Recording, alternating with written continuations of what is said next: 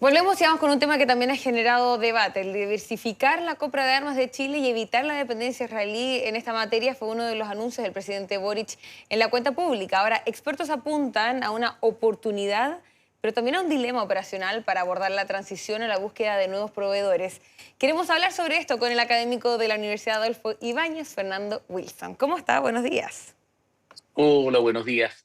Muchas gracias por la invitación. Gracias a usted. Bueno, ¿qué tan viable es reducir, ¿no? la relación con Israel en materia de defensa? A ver, es muy difícil de hacer en el corto plazo, por no Ya. decir imposible.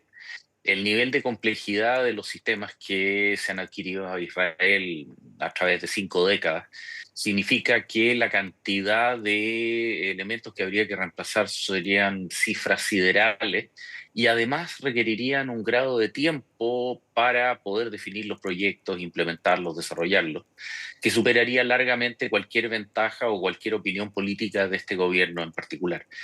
Pensar hacerlo cuando quedan 10 meses de gobierno me parece que es más bien una acción de carácter simbólico antes que práctico.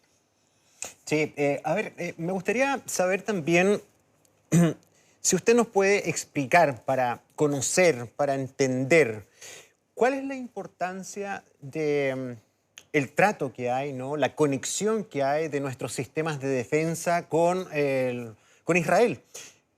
Ayer leí una entrevista que le hicieron al diario La Segunda. Ahí usted me plantea Ujú. varios puntos que me gustaría que compartiéramos con nuestro público porque es bien interesante. Es mucho más de lo que uno piensa, ¿no? A ver, Chile ya tiene bastante, digamos, dispersa su parrilla de proveedores de defensa. Alemania es el principal proveedor de vehículos blindados junto con Estados Unidos, Gran Bretaña, Holanda, Australia en unidades navales, Francia también con submarinos. Eh, es decir, de alguna manera esa parrilla ya está hecha. Lo que pasa es que la industria de defensa israelí es particularmente competitiva y en una serie de ámbitos específicos producen algunos de los mejores elementos del mundo. Por lo tanto, es muy difícil de reemplazar. Por ejemplo, tomemos el caso de los misiles antitanque, en los cuales el ejército se ha estandarizado la familia de misiles de Spike, de los cuales hay versiones de corto, largo y alcance extendido.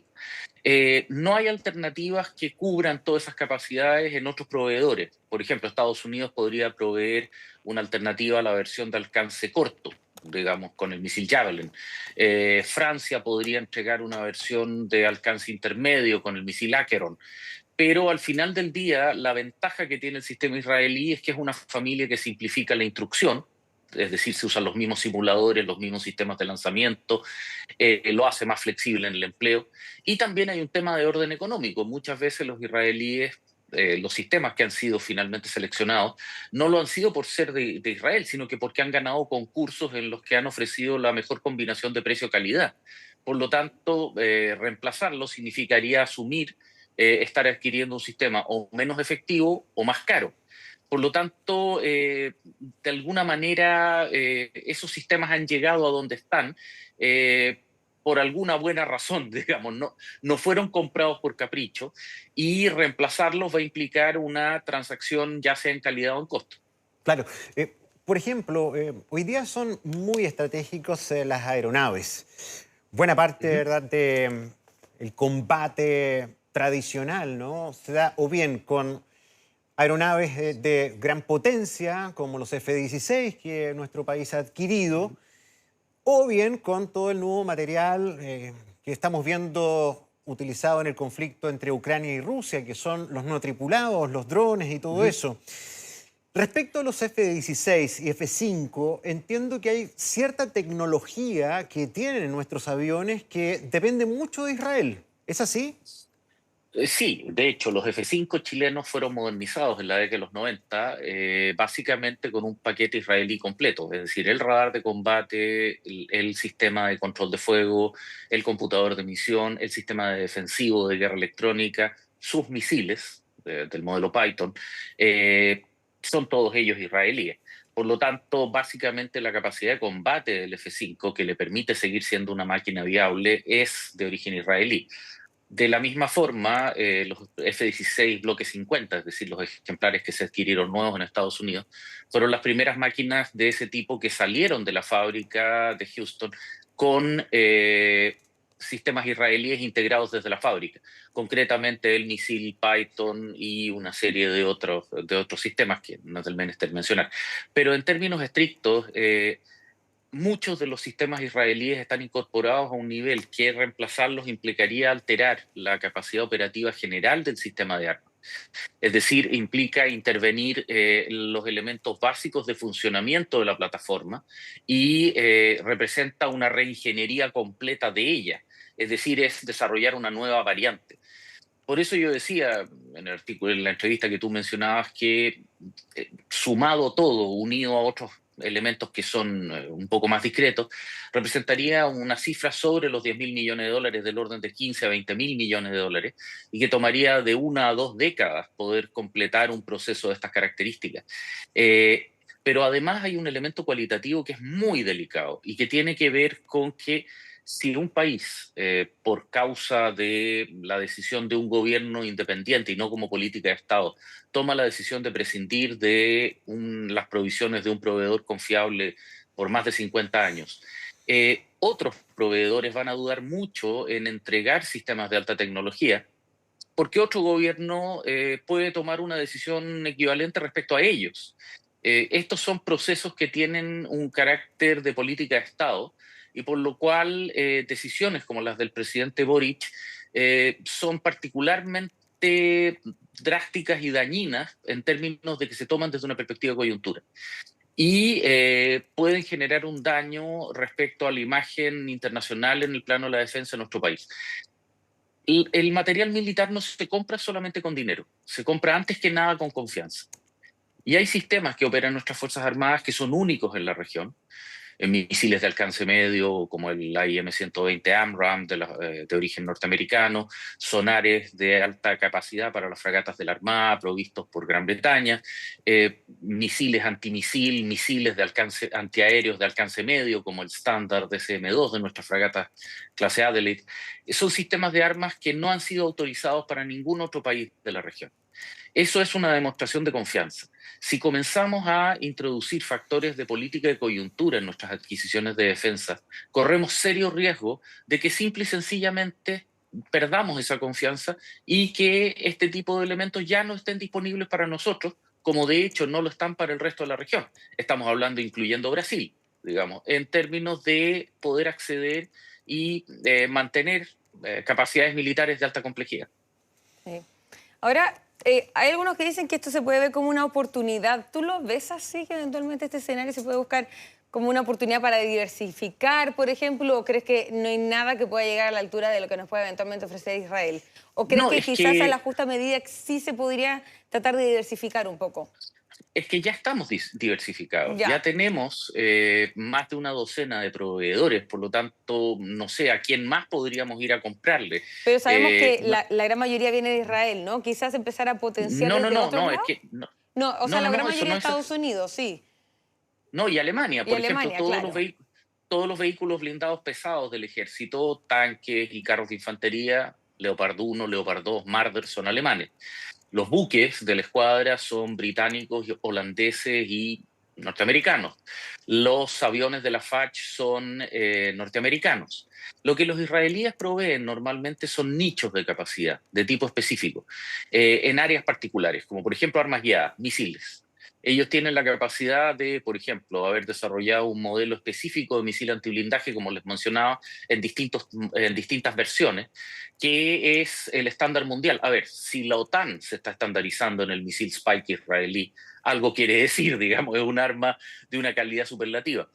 Si es que, digamos, cerca de un tercio de los operadores occidentales de casas de alta performance usan misiles Python, muchas veces el mercado en el plano de la defensa no es tan amplio como para decir vamos a ir a buscar otro. Te reitero, estas compras de sistemas tienen que ver muchas veces con la confiabilidad que tú tienes. Si tú, por ejemplo, en el caso de los misiles Python aire-aire, si tú dices ya, ok, voy a dar de baja los Python, hagamos abstracción de que una compra de ese estilo sería cerca de 1.000.000, o sea, 1.000 a 1.500 millones de dólares. Vamos a dar de baja los Python. Tú vas a, por ejemplo, el consorcio europeo que fabrica el equivalente de ellos, que es el Iris, o vas a Gran Bretaña, tratas de comprar el ASRAM, o a Estados Unidos a comprar el Sidewinder X, lo van a dudar porque, digamos, lo mismo que ocurrió respecto a Python, les puede volver a pasar a ellos. Cuando tú compras un sistema de estas características, lo vas a mantener en servicio probablemente más de 50 años a través de sucesivas modernizaciones. Por lo tanto, esto, lejos de ser una oportunidad, un giro, una curva inesperada dentro de nuestra confiabilidad estratégica y Fernando. nuestra visión general de mantenibilidad de nuestra capacidad disuasiva. Sí, bueno, tengo varias preguntas. En realidad yo creo que es un tema que no conocemos tanto, pero que a la vez es sumamente relevante. Afortunadamente, Chile ha logrado manejar bien los conflictos, las tensiones con sus vecinos. En su momento fue Argentina, lo más cerca, ¿verdad? Un enfrentamiento, una mediación del Papa Juan Pablo II, entre otras tratativas, y lo más importante, las voluntades de ambas partes por mantener la buena relación. Bueno, ¿para qué decir Perú, sobre todo Bolivia, en fin? El tema de defensa es disuasivo y muy estratégico para cualquier país, para nosotros también. Lo que le quería preguntar es si la decisión de provisión de tecnología y equipamiento de defensa se toma única y exclusivamente por la calidad o el tipo de material que se adecúa a nuestras necesidades, o si también hay consideraciones ideológicas. ¿A qué me refiero? Me imagino que es muy distinto escoger proveedores como Estados Unidos, Israel, que es socio de Estados Unidos, u otros países de la Comunidad Europea, a, por ejemplo, intentar obtener este tipo de compras de China, Rusia. No sé si, si también está ese factor, o es esto 100% técnico. A ver, es que es ambas cosas. Los estados occidentales operan en general con un estándar que se conoce como STANAG, que son los Standard NATO Agreements, que son una serie de acuerdos técnicos que hacen que los sistemas de la OTAN sean, o estandarizados de acuerdo a la OTAN, sean interoperables entre sí. Es decir, tú puedes tomar un misil israelí e instalarlo en un avión norteamericano porque son compatibles de acuerdo a estos estándares STANAG. El problema es que un sistema chino o un sistema ruso no lo son. Por lo tanto, por ejemplo, sus computadores no son capaces de hablar porque operan en idiomas diferentes, lenguajes distintos, los buses de datos operan con calidades diferentes, las mezclas de combustible, los lubricantes, incluso el diámetro de los tornillos es diferente. Por ejemplo, durante la Guerra Fría, los rusos y los chinos atornillaban los tornillos y todos los dispositivos al revés, precisamente como un mecanismo para hacer que sus componentes fueran incompatibles con los occidentales. Entonces, indudablemente hay un elemento de compatibilidad de base. Pero evidentemente la compra de material militar está directamente asociada a una visión geoestratégica y geopolítica del mundo. Obviamente un país de la órbita rusa no va a comprar en Estados Unidos y un país de la órbita occidental no va a ir a comprar en China. Básicamente porque son sistemas de calidades y de características y lógicas de mantenimiento y de operación muy distintas. Por ejemplo, los sistemas rusos son sistemas que son muy simples de operar, pero a su vez son muy intensivos en mantenimiento. Es decir, son baratos de comprar, muy fáciles de usar, pero las turbinas de avión, por ejemplo, tienen menos de 250 horas de vuelo antes de requerir una reconstrucción industrial. Mientras que los equivalentes occidentales, que son más complejos, más sofisticados, pero tienen periodos de lo que se llama MTBO, tiempo medio entre reparaciones, entre overhaul o, digamos, servicio, sobre las 2.500 horas. Eso significa que, claro, el sistema occidental está mucho mejor adaptado para tener una vida prolongada, pero es más complejo de mantener y es más complejo de operar. Eso significa que cambiar de líneas es mucho más difícil. Si tú estás en una crisis y necesitas armas con urgencia, tienes que seguir dentro de la misma línea y dentro de la misma lógica operativa. Ahora, por eso en general las Fuerzas Armadas chilenas y en general en América Latina, los sistemas rusos no han tenido demasiado éxito, salvo en el caso del Perú, que durante la década del 70 hizo un salto completo a la tecnología rusa y ha mantenido hasta el día de hoy una cantidad importante de sistemas de ese patrón, de esa lógica de mantenimiento, porque ellos ya construyeron bajo el gobierno de Juan Velasco Alvarado y del general Morales Bermúdez toda la base logística para poder soportarlo. En el caso nuestro, la diversificación ya se ha dado, pero siempre dentro del contexto de países occidentales que operan Claro. con los criterios estándar que te he mencionado. Fernando, lo otro importante, a ver, en defensa, imagino que no solamente son importantes los cañones, los tanques, los aviones, sino que también son sumamente claves y hoy más que nunca los sistemas de comunicaciones. Israel para nosotros significa un factor relevante en términos de provisión de comunicaciones, ya sea satelital, comunicaciones que den, ¿cómo se dice? Cuando hay un sistema de comunicaciones de respaldo. Por ejemplo, entiendo que para el terremoto de 2010, los únicos que tuvieron comunicación permanente, resiliente, fue el ejército. Sí, a ver, Israel es reconocido a nivel mundial por tener algunos de los fabricantes de mejor calidad y con sistemas más innovativos en términos de comunicaciones militares seguras. Pero ojo, no es solamente comunicaciones, sino que también sistemas de mando y control y sistemas de gestión de datos, lo que se conoce como data links o enlaces de datos encriptados de alta seguridad. Y al mismo tiempo también tienen un programa especial con satélites y tecnología satelital que es extraordinariamente avanzada. Recordemos que Chile está comprando su primera constelación de 7 satélites precisamente en un proveedor israelí.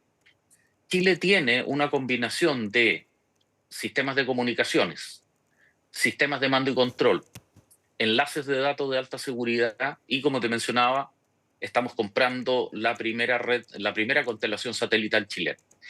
Esa red es sencillamente crítica porque representa una inversión gigantesca y de un nivel de sensibilidad extraordinario. Eso me atrevería a decir que es irreemplazable en términos de que si tú sales de esta, nadie más va a estar dispuesto a venderte algo de ese nivel de sensibilidad. Estamos hablando de la joya de la corona, por decirlo de alguna forma. Cuando un país acepta venderte sistemas de mando y control, sistemas de comunicaciones estratégicas, es que está dispuesto a entregarte lo más sensible y delicado que tiene.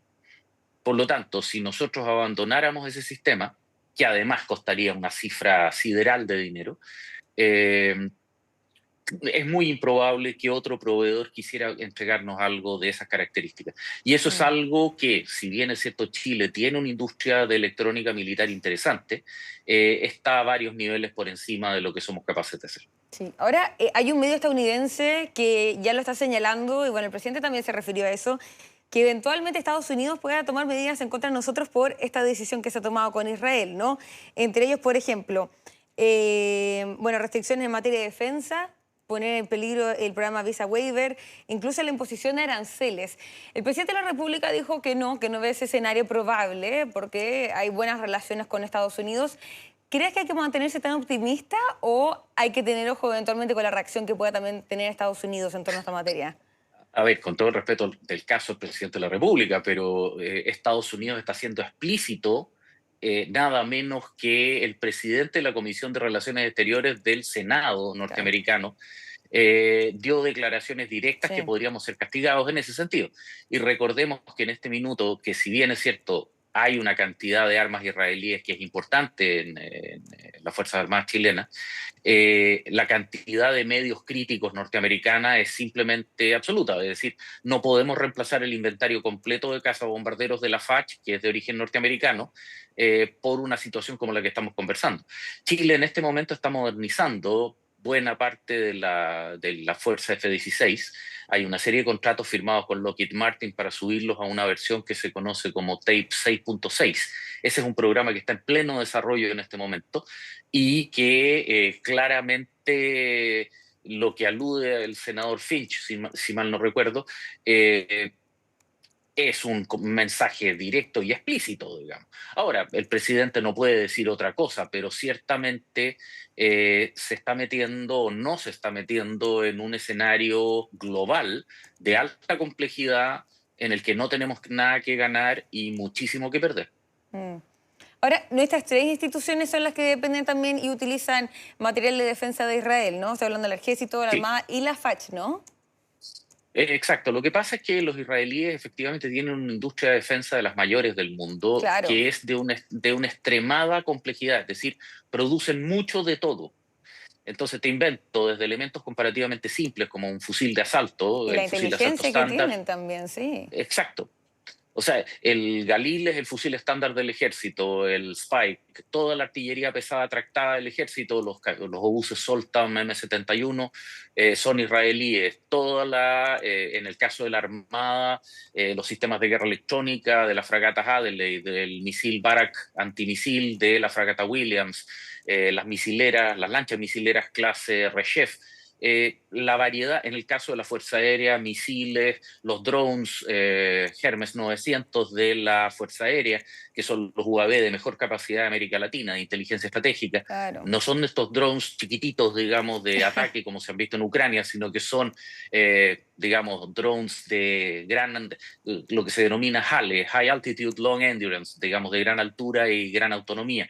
Es decir, es una cantidad de medios que de tomarse una decisión de estas características, como te digo, es un proceso que corresponde no a un gobierno, sino que a una decisión de Estado de muy largo plazo. Sí, es que ahí está también escuchando al canciller que hacía referencia a esto. Y claro, esto funciona también a raíz de contratos, ¿no? De cierta cantidad de años, Uh entre -huh. otros. Y dijo, claro, vamos a llegar a un punto que vamos a dejar de prescindir tanto de Israel y buscar otros contratos.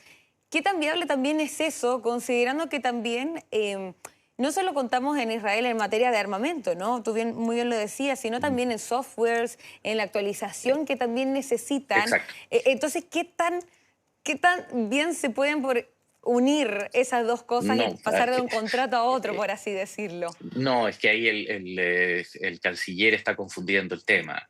Claramente un sistema de armas producido por un fabricante no se le puede llevar el mantenimiento a otro. No. O sea, tú no puedes llevar el mantenimiento del misil Python o el misil Spike de la fábrica, digamos, Rafael o bien digo, a simplemente entregársela a una fábrica europea. Eso es imposible. O sea, tú estás amarrado al proveedor, sea este quien sea, israelí, alemán, francés, británico, por toda la vida operativa del sistema de armas digamos, que tú adquiriste. Y eso es parte de la consideración que tú tienes cuando lo seleccionas. Como me preguntaban hace un momento atrás, cuando tú haces un concurso y seleccionas un sistema de armas, llegan proveedores de múltiples países. Indudablemente se hace una selección de costo-eficiencia, digamos que el sistema de armas cumpla los requerimientos y tenga un precio asequible, pero evidentemente también se busca un país que te ofrezca confiabilidad y confianza. Con eso es con lo que estamos jugando en este momento. ¿Usted conoce algún caso de algún país que haya tomado una determinación así tan radical y haya tomado la definición de hacer un estudio de una ampliación, diversificación de proveedores de su material de defensa? A ver, lo que ha habido han sido más bien decisiones de orden político radicales, digamos. Por ejemplo, la industria sudafricana, después de los embargos por el apartheid en la década del 70, tomó la decisión de girar completamente de la provisión de Gran Bretaña a la de Francia. Y cuando Francia también, digamos, los embargó, saltaron a Israel. Pero en esos procesos, cada uno de esos saltos les costó cifras siderales de dinero que concluyeron finalmente en el desarrollo de una industria nacional de defensa que les costó también unas cifras siderales y que está acompañado del hecho de que Sudáfrica es el mayor exportador de oro y diamantes del mundo, digamos, por lo tanto tenían los recursos financieros con los cuales poder hacer un proceso así. Otros casos de más bien países menores, digamos, normalmente sometidos a embargos, como fueron buena parte de los países latinoamericanos, incluyendo Chile durante la década del 70.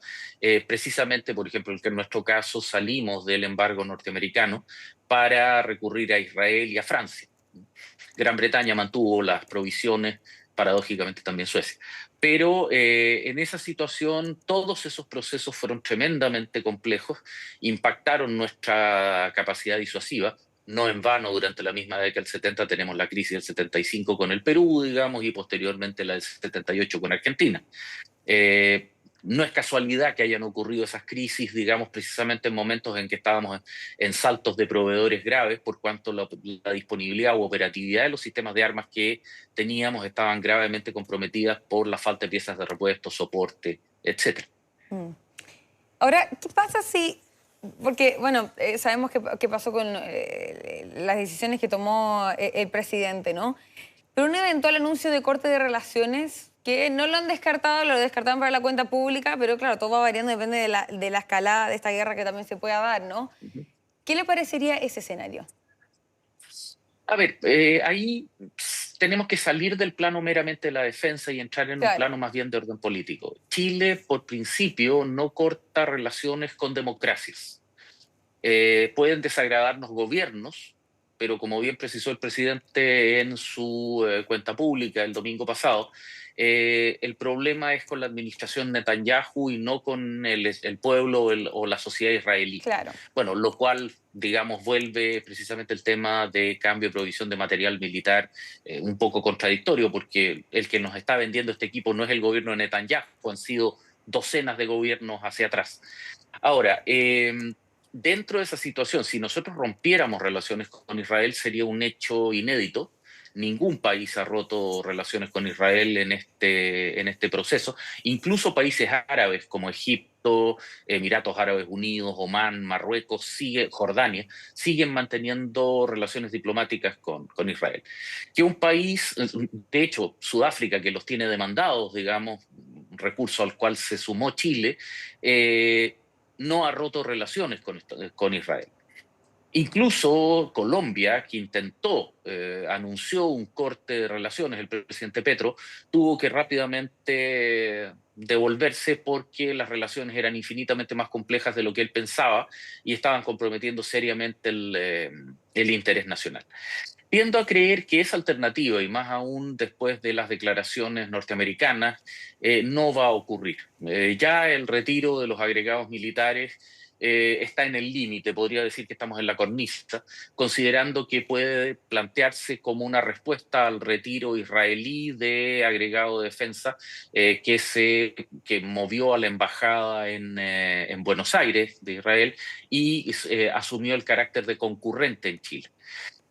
Pero nosotros simplemente los retiramos. Pero tiendo a creer que una ruptura de relaciones, una medida diplomática de un nivel de intensidad y de una gravedad que claramente comprometería el interés nacional mucho más allá del gobierno del presidente Boric, y pensando que es un gobierno al que le queda menos de 10 meses de gestión, y estamos a 6 meses del desarrollo de las elecciones presidenciales, sería un acto que pienso sería extraordinariamente imprudente dejar amarrado a un futuro gobierno con una decisión de coyuntura tomada al final de un periodo gubernativo. Tiendo a creer que una cosa así no va a ocurrir. Bien. Fernando Wilson, académico de la Universidad Adolfo Ibáñez, muchísimas gracias por estar con nosotros. La verdad es que por favor. Análisis muy interesante. Y aprendimos varios elementos que, claro, para los que no somos expertos en la materia, pero que nos interesa un tema tan fundamental, ¿no? Ha sido muy iluminador. Exactamente, sí, muy claro todo. Así que lo dejamos cordialmente. Mientras no haya sido mi pelada, no hay problema. No, para nada. Así que lo dejamos cordialmente invitado y ojalá podamos contar con usted en el futuro para poder tener esa análisis y opinión. Muy buenos días. Muchas Por gracias. favor, a la disposición de ustedes, que estén muy bien. Que esté muy bien, hasta luego. Ahora.